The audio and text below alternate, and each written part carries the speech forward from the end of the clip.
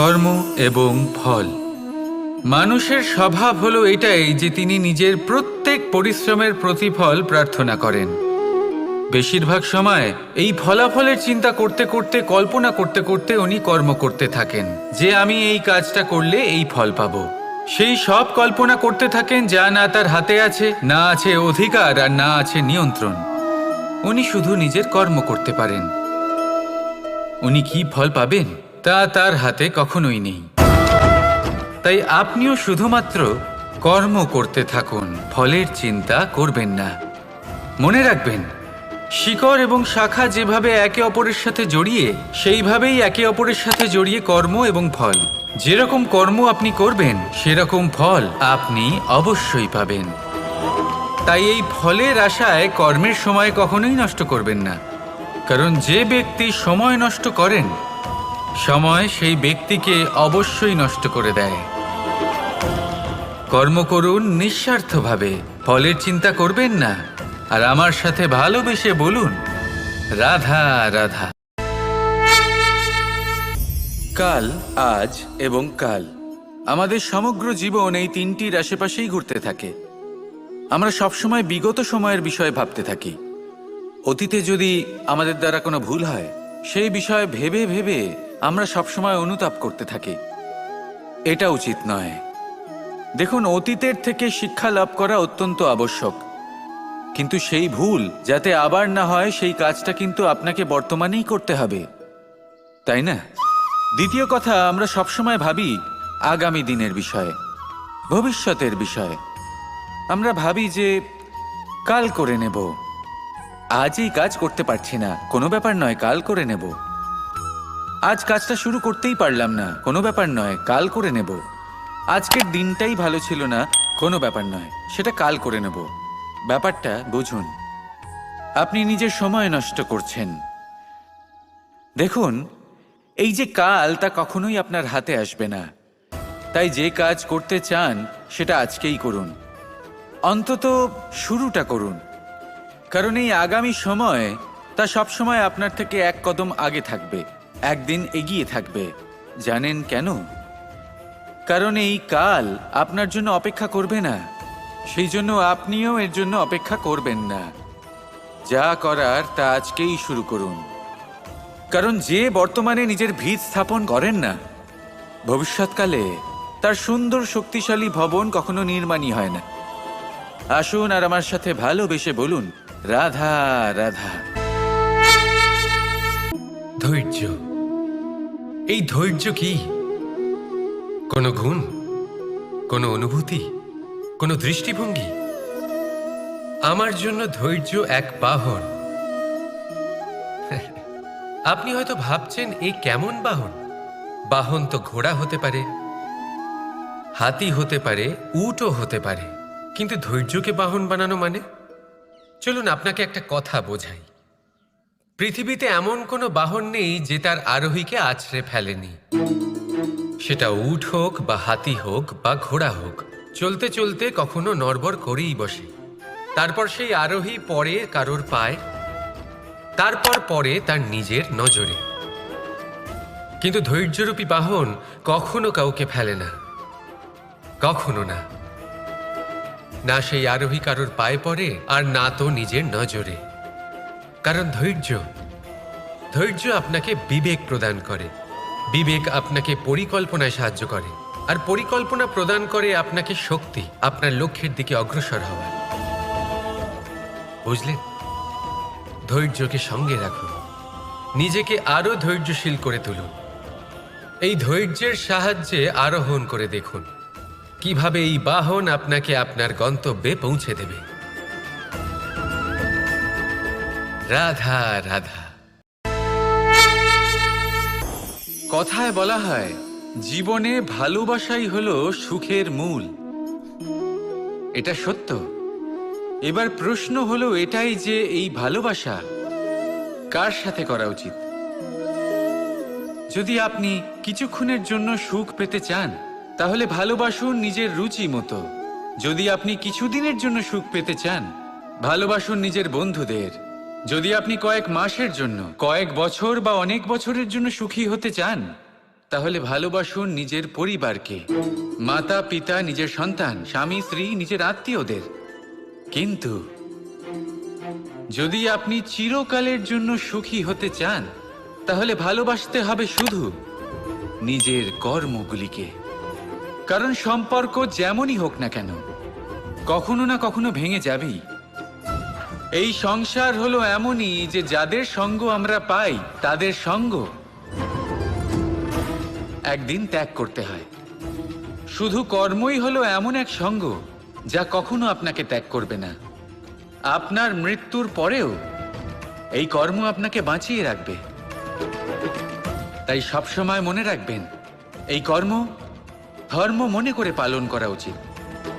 জীবনের শেষ মুহূর্ত পর্যন্ত কর্মকে ভালোবাসুন, জীবনের শেষ মুহূর্ত পর্যন্ত সুখে থাকবেন।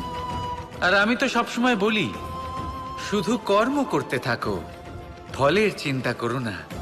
তাহলে আসুন আর আমার সাথে ভালোবেসে বলুন, রাধা রাধা।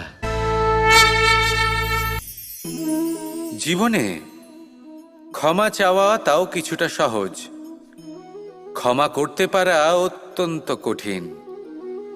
ক্ষমা 2 অক্ষরের এই শব্দ হতে পারে, কিন্তু অত্যন্ত বড় এই শব্দ, অত্যন্ত গুরুত্বপূর্ণ এই শব্দ। কখনো কখনো অন্য কাউকে ক্ষমা করে দেওয়া তাও কিছুটা সহজ কাজ, কিন্তু নিজেকে ক্ষমা করতে পারা অত্যন্ত কঠিন হয়ে দাঁড়ায়। অতীতে যদি আমাদের এমন কোনো ভুল হয় যে কারণে আমরা নিজেকে ক্ষমা করতে পারি না, অনেক সময় এমন কিছু ভুল করে বসি যে বিষয় শুধু আমরাই জানি, কিন্তু আমরা নিজেকে ক্ষমাই করতে পারি না। আর আমাদের বিকাশ সেখানেই স্তব্ধ হয়ে যায়। কারণ যদি আপনি ক্ষমা করতে না শেখেন, নিজেকে ক্ষমা যদি না করতে পারেন, তাহলে তা আপনার জীবনের সবথেকে বড় বাধা হয়ে দাঁড়াবে। সেই জন্য জীবনে অবশ্যই শিখুন যে কিভাবে নিজেকে ক্ষমা করতে হয়, আর শিখুন যে আগের করা ভুল আবার কি করে না করা যেতে পারে। এই মন হালকা হবে আর প্রসন্ন হয়ে বলবে, রাধা রাধা।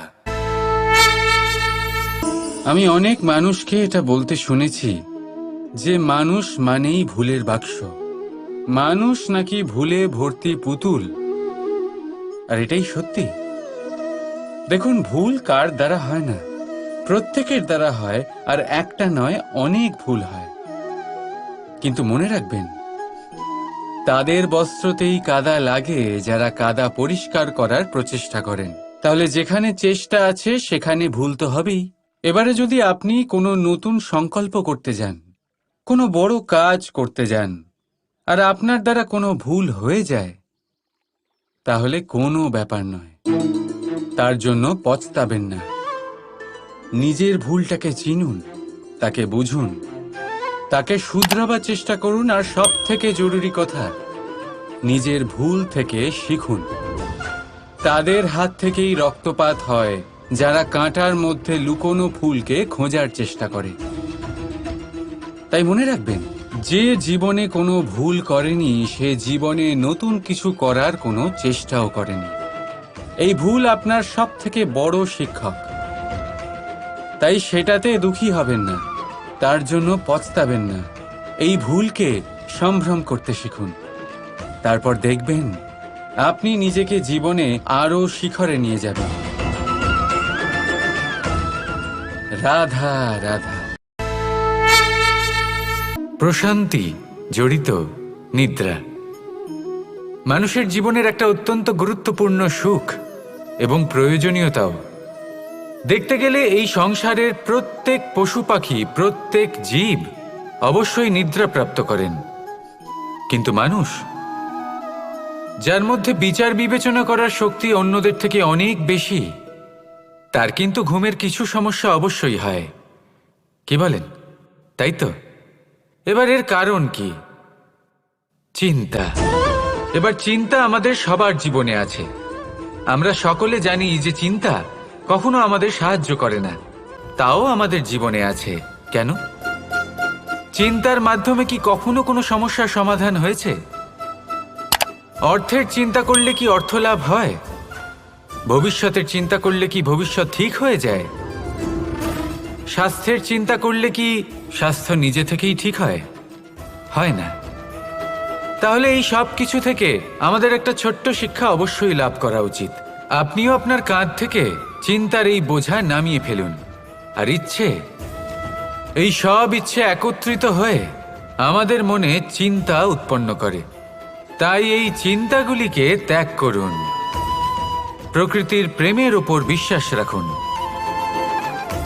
মনে রাখবেন, যিনি চিন্তামুক্ত হবেন তিনি চিতামুক্ত হবেন। সুখের নিদ্রা প্রাপ্ত করুন, আর নিদ্রায় যাবার আগে আমার সাথে ভালোবেসে বলুন, রাধা রাধা। কখনো কখনো আমরা ভাবি যে কোনো ব্যক্তি যিনি ধর্মের পথে চলেছেন, যদি তার দ্বারা কোনো ভুল হয়ে থাকে তাহলে নিয়তি তাকে সেই মুহূর্তেই কঠোর শাস্তি দেন। কিন্তু সেই সব মানুষ যারা সংসারের সবথেকে বড় অধর্মী, বহু নিকৃষ্ট মানের কাজ করেন, তাদের নিয়তি অনেক সুযোগ দেন। তাদের নিয়তি এরকম কঠোর প্রহার করেন না। এই ভাবনা কখনো না কখনো মনে আসেই।